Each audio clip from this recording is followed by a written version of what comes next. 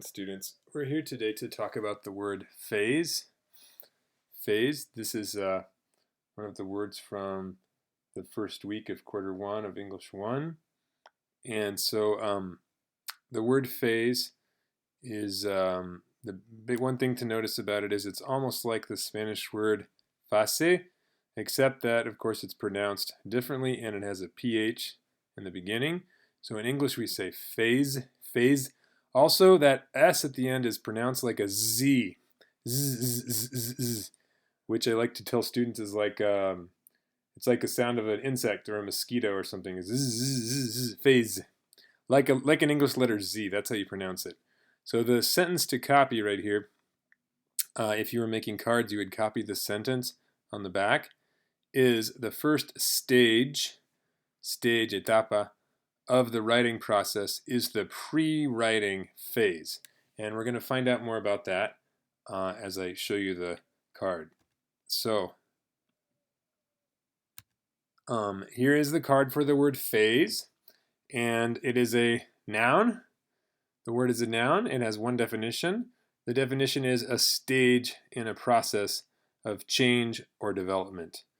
And as I said, stage in English is etapa. So it's like one temporary situation that is happening in a process of change or development. So that means that something is a certain way, but it will not stay like that forever. It's temporary. And then in the future, it will be different. It's going to change more, it's going to develop more, and it will be different in the future. And a good example of that would be like children. People talk a lot about children going through phases, like behavior. Like, for example, my daughter went through a phase for a couple of days recently where she didn't want to eat anything except for candy, and if you or like she just wanted sweets all the time, and we were trying to give her a regular food, and she was saying no, no, no. My 3-year-old. So that was a difficult phase, but now, because she's my second child, I trust that it's already starting to pass and getting better, and it will get better, and eventually she will eat everything without complaining again. That's what happens with children. They change, and then they change again, and then they change again, right? So they have lots of phases. As I said, Spanish translation of phase is fase. There are no familial words. Synonyms for phase, it says stage, etapa, right? Or development, like one part of development. An antonym could be a whole, I guess, because that means that it's the entire thing, like an entire process or something from the beginning to the end. And a phase is not an entire process. No es un proceso entero. It's just one part of it.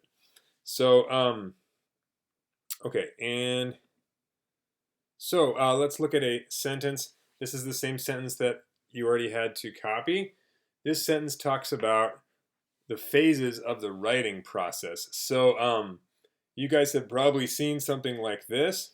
When you want to write, when you need to write, teachers will tell you, take a piece of paper and make a brainstorm. And a brainstorm is where you have, before you start to write, it's called pre-writing. And so you might know that pre means before. It's before you write. Before you write, you need to get ideas. If you don't plan your writing and get ideas before you write, your writing will not be organized. It will be all mixed up, and it will be very hard to get an organized essay, for example, if you're trying to write an essay, if you don't do this, because this really helps you get your ideas organized first. And sometimes in our brain, the ideas are not organized, but once you write them down on paper or on a computer in some kind of a way like this, then you see them, and then you can you look at them, and then I think another part of your brain can analyze it, can think about it, and can think, oh, I see that these ideas are all related. Like here we have global warming, calentamiento global, and there are different parts of it: economic, political, geographic, environment.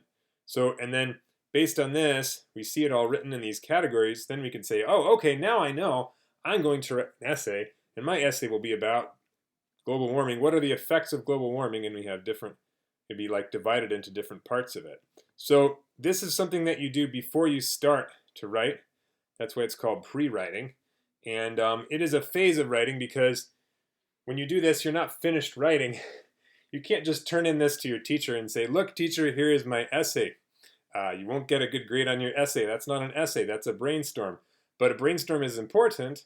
It's the first stage in the writing process, but it's just a phase. It's a stage, it's una etapa, and you need to go beyond that stage. Keep writing to finish your assignment, to have an actual written piece of work. So that's why it's just one phase. All right, thank you very much for watching, and excuse me. That's it.